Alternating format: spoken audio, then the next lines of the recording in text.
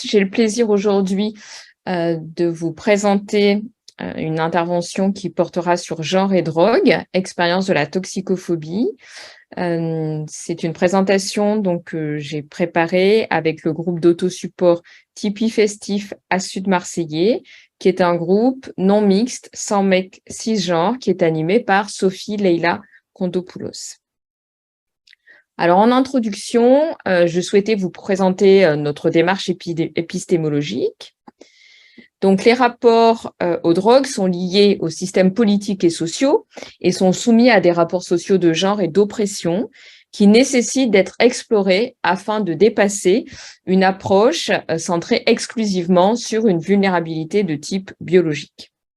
Donc, les personnes qui sont victimes d'oppression en raison de leur genre ou de leur sexualité peuvent se réapproprier leur récit par une démarche féministe d'auto-ethnographie qui permet de dépasser les classifications discriminantes produites par les normes extérieures au monde féministe grâce à la mise en avant de leurs expériences, de leur savoir, et grâce à cette démarche d'auto-ethnographie, elles peuvent dénoncer les rapports d'oppression, produire de nouvelles subjectivités et inventer de nouvelles formes de résistance. Alors, les objectifs et les méthodes de notre recherche. Donc, cette recherche s'inscrit dans un projet plus global qui est la recherche Gender Harp, qui vise à mieux comprendre le rapport aux drogues et aux services de santé des personnes utilisatrices de drogue, en prenant en compte une approche genrée à travers le prisme des groupes minorisés. Dans le cadre de notre recherche, pour le volet français, nous avons mis en œuvre une démarche de recherche participative avec le Tipeee et l'association à Sud-Marseillais, afin d'accéder à une pluralité d'expériences des drogues en lien avec le genre et la sexualité. La méthode que nous avons développée est une méthode socio-anthropologique qui s'appuie sur 6 récits de vie, partant de l'expérience individuelle des personnes, et 6 focus group qui permettent de restituer une expérience collective, et ces focus group regroupent une dizaine de personnes. Le recrutement pour le projet s'est fait dans un groupe féministe qui revendique le droit à la consommation et un ensemble de personnes qui vont produire un discours réflexif et critique sur les expériences de soins et de réduction des risques. Ces personnes ont été en contact avec des services que nous qualifions de gender inequal ou de gender blind, et ces personnes ont rarement ou pas connu de services gender sensitive, spécifiques ou transformatives, selon la typologie mise en place par Peterson. Donc, j'ai choisi, car nous avons un temps restreint, quelques extraits d'entretien qui vont illustrer la question des récits sur les drogues et la maternité et la place des jugements. Donc là, nous avons une participante au groupe qui nous dit, du coup, dès que tu commences à aller voir les docteurs pour parler de drogue, ils commencent à te parler de grossesse. Donc, ce bref extrait entre participantes du groupe féministe qui ont participé au focus group rappelle l'importance des discours normatifs des professionnels de santé en lien avec les drogues et le genre autour de la figure de la maternité qui est mise en avant lors des consultations médicales. Ce discours normatif rend compliqué un dialogue de confiance sur les drogues entre ces femmes et ces professionnels de santé, un dialogue qui ne soit pas basé sur le jugement. Il transparaît dans les entretiens et dans les focus group que dans les autres sphères du monde social, que ce soit la famille, les amis, les lieux de fête, les espaces militants, les femmes sont également plus l'objet de discrimination que les hommes, en lien avec les valeurs stéréotypées accordées à la féminité et à la masculinité, incluant les temps sociaux de la maternité et de la parentalité. Une participante au groupe nous dit par exemple que de la part des gens, rien qu'en festif, rien que déjà le fait de consommer en tant que mère, c'est mal vu. Déjà, tu es en teuf, tu es en train de parler et on te dit « Oui, mais toi, t'es défoncé, t'es en teuf, ils sont où tes gosses ?» Ça, je l'ai entendu trop de fois. T'es défoncé, il est je sais pas quelle heure du matin, ils sont où tes minots? Et moi, je réponds, mais non, tu me racontes quoi? On voit à travers cet extrait d'entretien le poids de la culpabilité qui repose sur les femmes par rapport aux questions de parentalité, maternité, quand elles sont utilisatrices de drogue, et le poids également de la responsabilité individuelle qui pèse sur les femmes utilisatrices de substances. Ces récits sur les drogues qui ont été recueillis donc, dans le cadre des focus group et des entretiens mettent en évidence également des expériences de toxicophobie qui vont amener les personnes appartenant à des groupes minorisés à cacher leur usage. Cet extrait d'entretien est également très révélateur. Une participante évoque « La drogue, ça fait partie des meilleurs trucs à faire avec ses potes. Par exemple, une grosse teuf de plusieurs jours où je prévois de consommer plusieurs prods différents et où je cache à mon amie ma conso d'acide, juste pour être sûre qu'elle me partagera son TAS sans être mal à l'aise, ni sans me faire comprendre son avis sur les mélanges à mon âge. À différents moments dans la soirée, j'aurais trop aimé partager ce que je ressentais sous acide avec cette pote, mais j'ai jamais pu. Même si je décide à un moment de ne pas contrôler, c'est qu'il y a une raison et qu'elle m'est propre, que je sais ce que je fais. Ma consommation n'a jamais été problématique et ça m'énerve qu'on me sous-entende que ça va m'arriver bientôt. Du coup, pour éviter que ça arrive quand je parle avec des gens, je trouve des moyens pour discuter sans mentionner les drogues. Donc, je raconte toutes les merveilleuses activités que j'ai trouvées à faire en soirée, mais sans parler du fait que je consommais, ce qui amène parfois à des discussions qui n'ont aucun sens. Donc, ces expériences de toxicophobie qui sont rencontrées à la fois dans les expériences de soins, mais également dans les milieux de sociabilité avec les proches, amènent les personnes, comme on le voit dans cet extrait d'entretien, à cacher leur usage. Suite à ces récits individuels, un récit collectif a été produit avec une revendication d'avoir le choix de pouvoir consommer librement et de ne pas subir de discours sur la pathologisation de leur conduite. Et le groupe a également introduit une dimension de contestation de la construction politique arbitraire des frontières de la légalité entre les substances légales et les substances illégales. Ainsi, ce récit que je vais vous livrer maintenant montre cette artificialité des frontières entre drogues légales, drogues illégales, et également révélatrice de deux dimensions que les participantes au groupe ont mis en exergue dans les discussions, des situations d'infantilisation accompagnées de bienveillance qui ont pu être rencontrées dans le monde de la psychiatrie. Cette participante nous dit dans le groupe qu'elle voit un psychologue à 9h30 du matin qui lui dit « Vous avez bousillé votre corps ».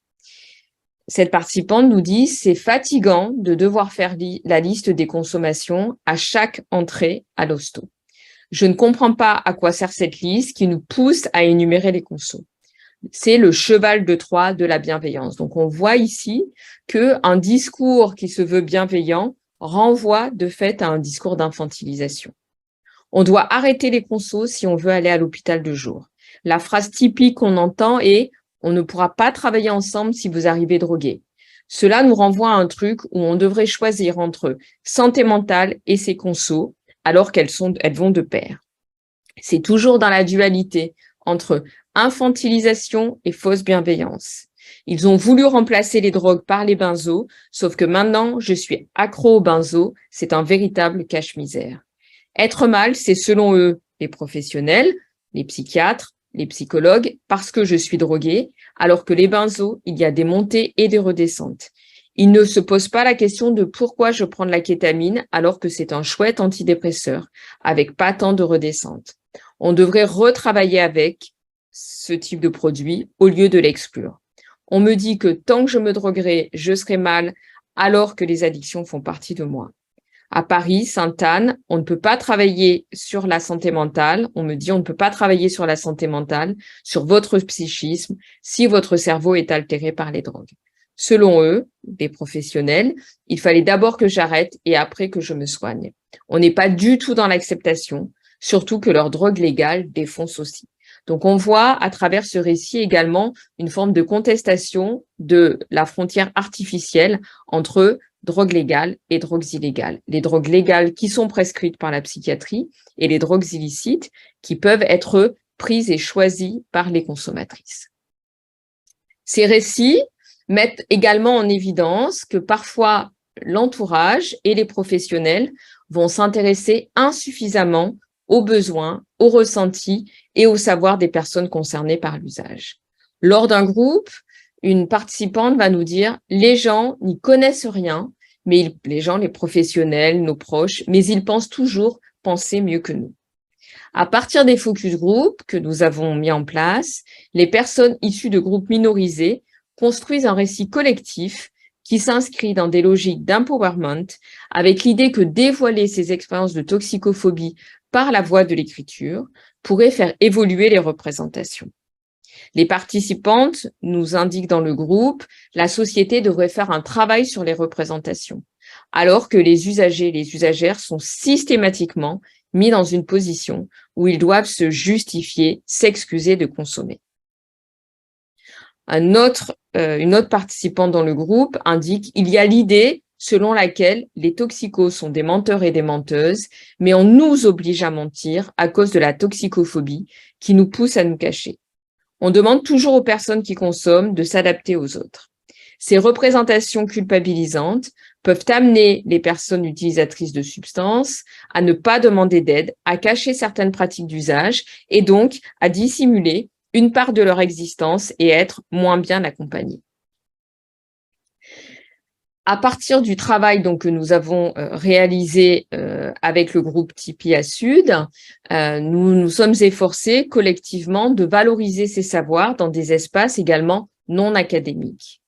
Nous avons publié un article sur drogue et genre à partir d'une épistémologie féministe dans le journal d'Assud et cet article a été coécrit avec le groupe Tipeee Festif Assud Marseillais en non-mixité choisie.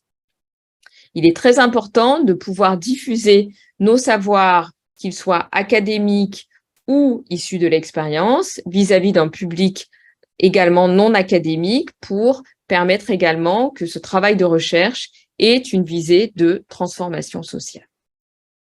Notre recherche participative s'inscrit également dans une approche narcoféministe. Cette approche narcoféministe permet de mettre en évidence que le rapport aux drogues chez les groupes minorisés ne doivent pas être appréhendés uniquement sous l'angle de la vulnérabilité, mais doivent également être appréhendés sous l'angle des savoirs expérientiels et du pouvoir d'agir. Ces savoirs ne doivent pas être lus uniquement ces rapports aux drogues ne doivent pas être lus uniquement avec le prisme biomédical du risque et de l'addiction ou le prisme prohibitif de la culpabilité, mais ils doivent également être lus avec le prisme de la recherche du plaisir et de la liberté à faire des choix éclairés. Le groupe que nous avons mis en place autour de la recherche et le groupe qui est porté par Sophie Leila Kondopoulos au sein de Tipeee et d'Assud Marseillais permet également de dénoncer les expériences individuelles de toxicophobie grâce à un processus d'écriture collectif qui permet de se réapproprier son histoire personnelle dans un sens politique. Ces expériences de toxicophobie sont également révélatrices de la place de la prohibition dans la société française, qui, en interdisant les drogues, interdit l'accès au plaisir et produit des formes de contrôle de l'usage qui peuvent s'exercer de manière parfois discrète, mais qui soumet les usagers et les usagères de drogue à des discriminations qui peuvent les éloigner des dispositifs de soins et de réduction des risques.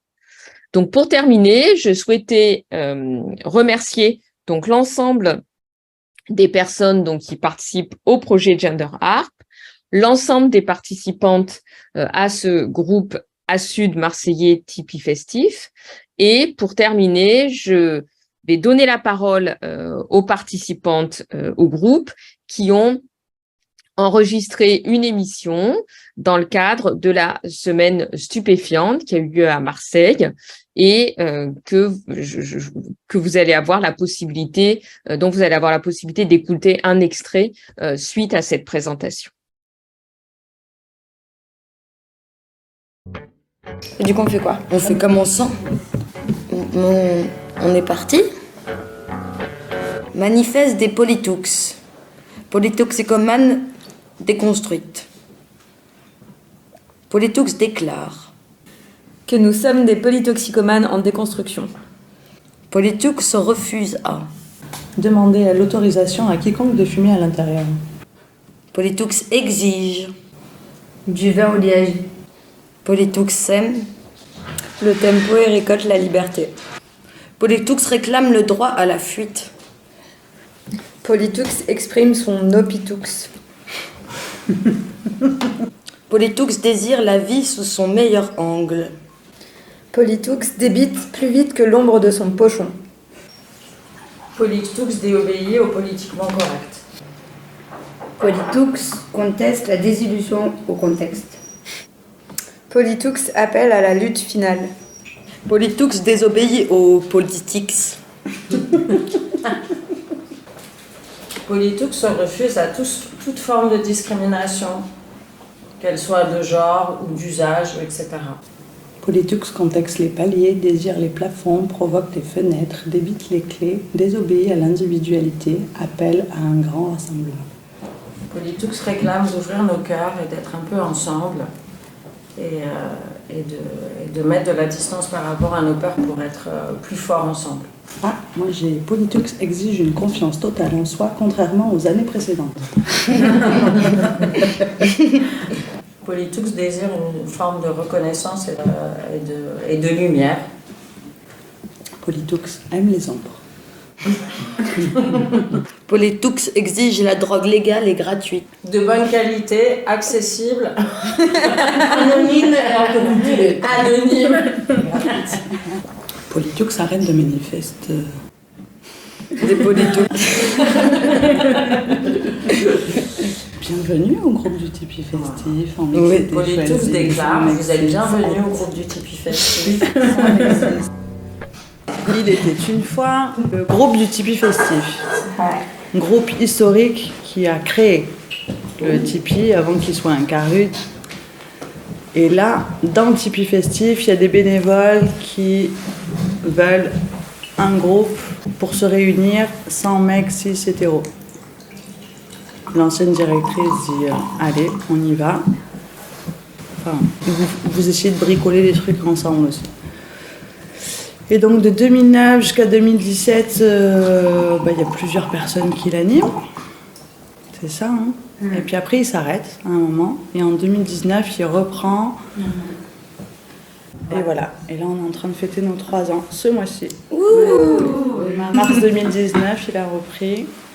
Donc on se voit 2 fois par mois. Et l'idée, c'est une fois on tchatche ensemble de nos vies et une fois on essaye de bricoler des trucs ensemble. Qu'est-ce qu'on a eu envie de bricoler? Un jardin médicinal réduction des risques à partir de nos symptômes, de cuite, de redescente, d'usage régulier, d'hématome, de chiasse, de constipation, d'insomnie, de stress, voilà. Entre autres, on se balade des fois pour aller chercher nos plantes grâce à une des participantes qui est herboriste. Un autre truc qu'on avait envie de faire, c'est qu'au fur et à mesure des repas de chat, on a commencé à parler de nos expériences de toxicophobie. Toxicophobie et pharmacie, toxicophobie et psychiatrie, toxicophobie et famille, et toxicophobie et agisme, et toxicophobie et squat, et toxicophobie et espace militant, et toxicophobie et nous-mêmes aussi. Oui, c'est ça, comment on a dit, toxicophobie intériorisée. Ouais. Et après, on participe à une recherche aussi avec des Canadiens et des Belges sur discrimination de genre et usage de SPA, substances psychoactives. Et nous, notre groupe, alors d'aujourd'hui, voilà, il est qu'avec des personnes concernées, un peu, beaucoup, passionnément, à la folie, par les substances psychoactives, tout ce qui fait psychoactiver. On se marre d'habitude. On fait du cœur, on se chat.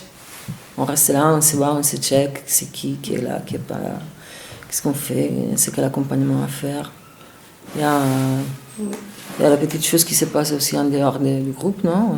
Et du coup, on se voit aussi, on se capte dans la roue, on se regarde dans les yeux, ça va pas.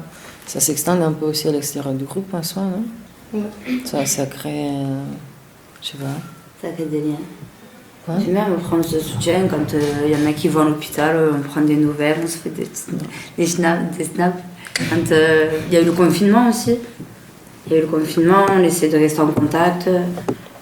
Voilà, on a quand même créé des liens un peu entre nous. Et puis même, c'est un soutien. Puis on se rend compte qu'on n'est pas seul, quoi. On n'est pas seul à vivre un peu toutes les galères de tout ça, quoi. Que ce soit les consommations, le fait d'être une femme, des réflexions sexistes, de tout en fait. Et du coup c'est bien. On peut en parler entre nous, se soutenir, en rigoler. On mange. Ouais, la cuisine On mange beaucoup. beaucoup, trop bien.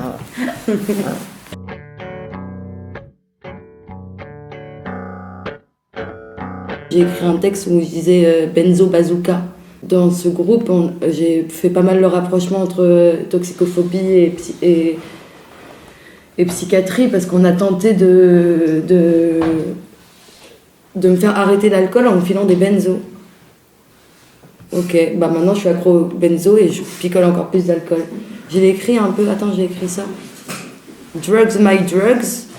On m'a remplacé l'alcool par les benzos, mais je n'ai pas arrêté l'alcool. J'ai juste continué les benzos. Benzo bazooka, alcool fanfreluche. Et du coup, il y avait le cheval de Troie de la bienveillance. Toxicophobie et psychiatrie.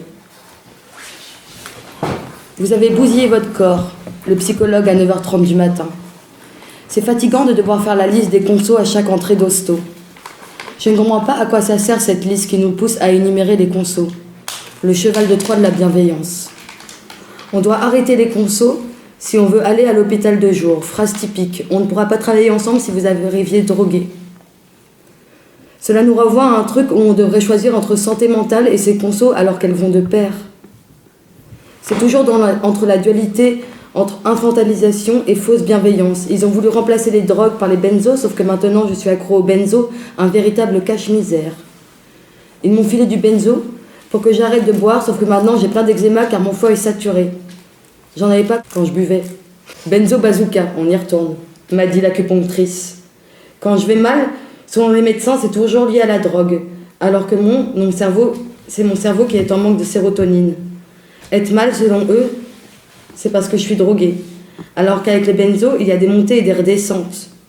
Ils ne se posent pas la question de pourquoi je prends de la quai alors que c'est un chouette antidépresseur avec pas tant de redescente. On devrait travailler avec, au lieu de le banaliser. On m'a dit que tant que je me droguerais, je serais mal, alors que les addictions font partie de moi. Ce que j'ai entendu à Paris Sainte-Anne, on ne peut pas travailler la santé mentale sur votre psychisme si votre cerveau est altéré par les drogues. Selon elle, il fallait d'abord que j'arrête et après que je me soigne. On n'est pas du tout dans l'acceptation. Bah, c'est un des trucs, voilà, c'est un des témoignages qu'on avait envie d'écrire pour la brochure. Quand on veut, on peut égale toxicophobie. Parfois on veut, mais on ne peut pas. Wesh, on déteste se voir et se revoir là-dedans ou comme ça, mais on a la tête sous l'eau et boire, fumer, sniffer en petits coups, c'est agréable. Ça détend et ça défend. On a la caboche moins lourde qui tourne autrement. Parfois on peut, mais on ne veut pas. Et wesh, c'est comme ça. On se sent bien avec et comme ça, il n'y a même pas besoin de mettre du sens au truc. Pourquoi tu fais ça ? Parce que ça me plaît, parce que c'est comme ça. En quoi c'est ton problème à toi, à vous ? Non, sérieux. En quoi vouloir mettre du sens aux choses légitime ta position sur les choses. Alors oui, quand on veut, des fois on veut, et des fois ça se pourrait. Mais ça prend du temps et des combats intérieurs, extérieurs. Pourquoi toi, en extérieur, veux-tu être mon combat intérieur ? Est-ce que déjà tu pourrais me regarder différemment quand je te dis non mais je te jure, là c'est différent. Je ne vis pas, je ne fais pas, je ne veux pas, je ne peux pas la même cuite. Ah, la décision, le choix. Mais pourquoi tant de singuliers ? Moi je prends le parti pour les pluriels, ça. Même s'ils sont solitaires. Il y a des décisions, des choix et des nouveaux repères. Il est sur notre brochure qu'on est en train d'essayer de construire, une brochure anti-toxicophobie. On galère un peu, mais on y est, tout doucement. Ça se construit, mais on a le temps, quoi.